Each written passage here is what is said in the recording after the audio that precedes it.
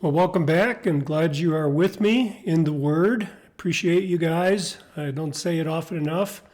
Not only do I have the privilege of encouraging you in your faith, but I also have the privilege of having a reason to be in the Word day after day along with you. It's so important to draw near to Christ on a daily basis because we need Him every day, don't we?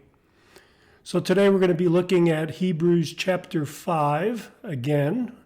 Now we're going to move on from verses 1 through 4 last time to 6 through 10, where we see in 1 through 4 we saw the qualifications for the earthly high priest. Now we're going to see Jesus as our perfect and eternal high priest in verses 5 through 10. Only 5 verses, so I'm going to go ahead and read those for you. I know you know how to read. But follow along with me in your Bible. Just by the way, I'm looking here at the New American Standard Bible, and there's 2 versions out there of the New American Standard Bible. One is the 1995 version, and the newer one, which I'm using here, is the 2020 version. So you might be a little different, but that's what I'm using here. So let me read it for us. So too, Christ did not glorify himself in becoming a high priest, but it was he who said to him, that it was God who said to Jesus, "You are my son, today I have fathered you." He's quoting there from Psalm, I think that's, let me think for a second, Psalm 2.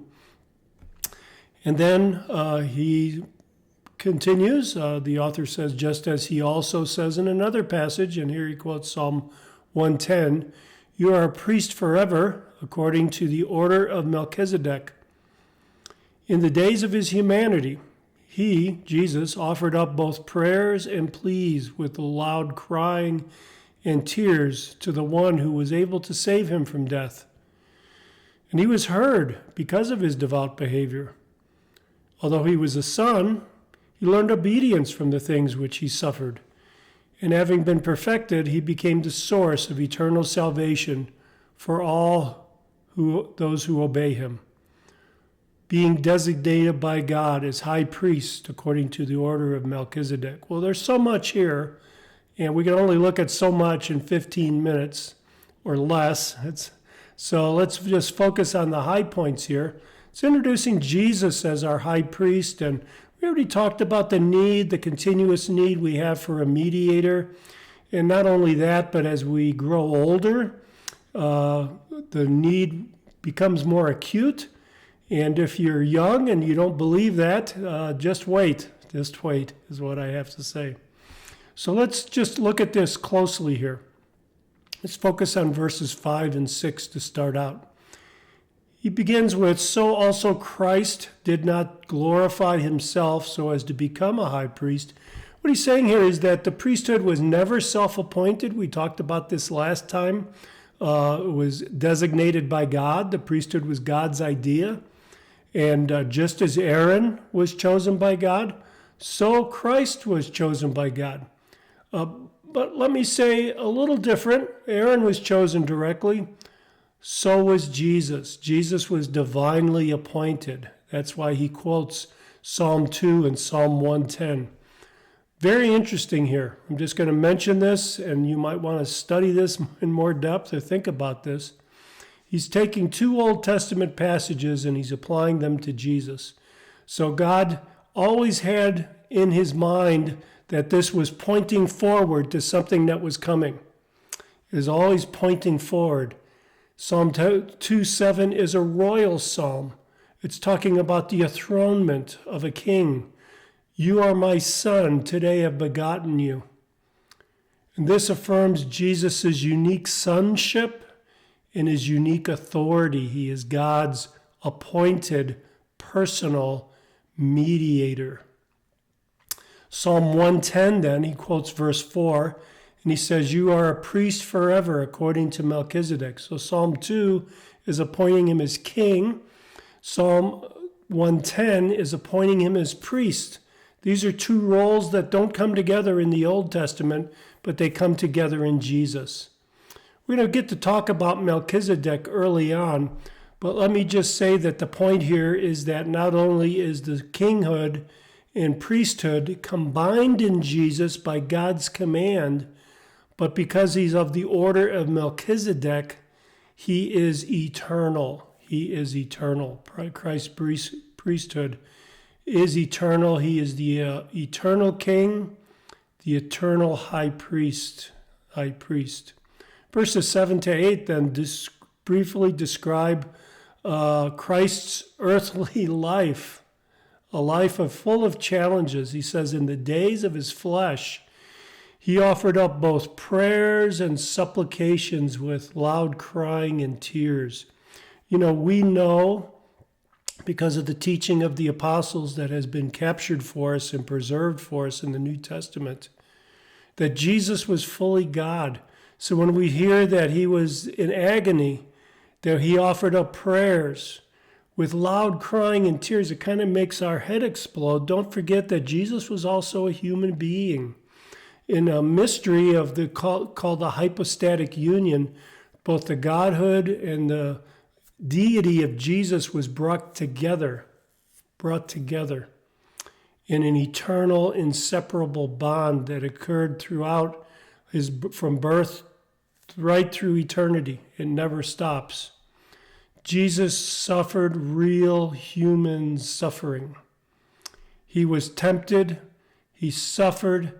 He did not want to die. He did not want to experience that pain, but he did not exert himself. He did not do things on his own. He obeyed the Father, and he prayed with deep dependence on the Father. And God heard him. He heard him because of his submission. Not my will, but yours be done. That's how Jesus ends that prayer of suffering in the Garden of Gethsemane. And then verse 8 adds something, I think, deep and profound. He learned obedience from the things he suffered.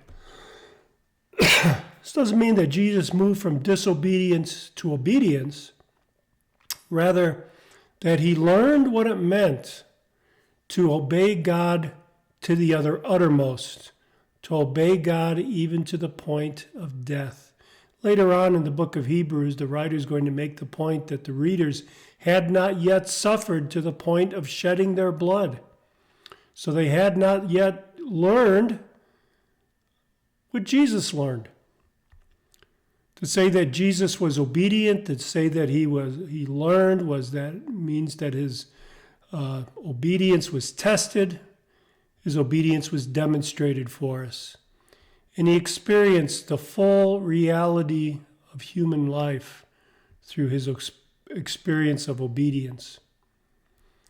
Verses 9 and 10 then begins with having been made perfect, he became to all those who obey him, the source of eternal salvation. So notice that Jesus obeyed God.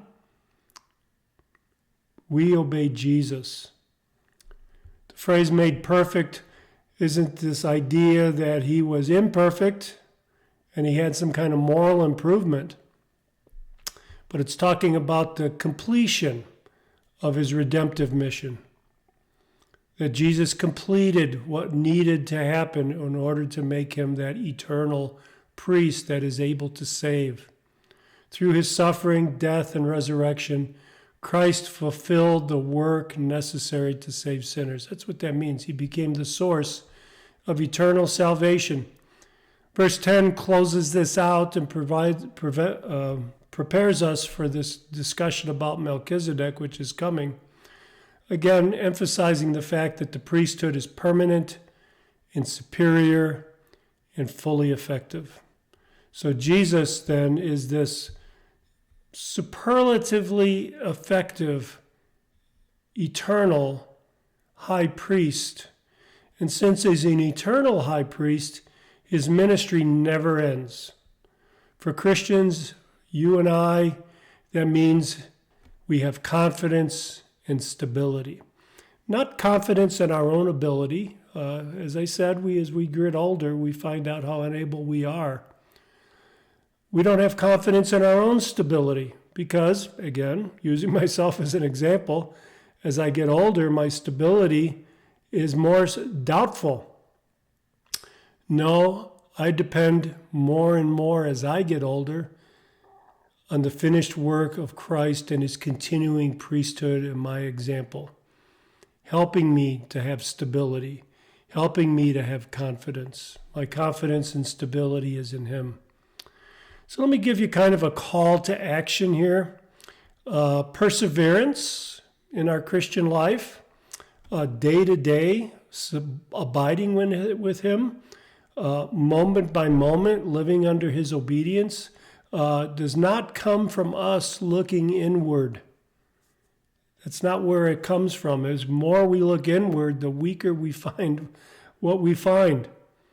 Comes from fixing our attention on Jesus, on the one who represents us before God. Remember back in chapter 2, verses 1 and 2? Consider Jesus, he says. Consider Jesus. Later on, he's going to tell us in beginning at chapter 12, look to Jesus, the author and perfecter of our faith. Therefore, the call of Hebrews from beginning to end is to hold fast to Christ and persevere in our faith for him. So my call to action to you is study Christ. As we go through the book of Hebrews, make special note of all that it says about Jesus. Make special note of the reasons you have to come to him in prayer, to approach that throne of grace and mercy, depending on him. Think about Jesus. Set your mind on him. Study him closely. If you want to stand firm, brothers and sisters, that's the way. Well, God bless you. God bless our study in Hebrews. God bless us both as we go through this.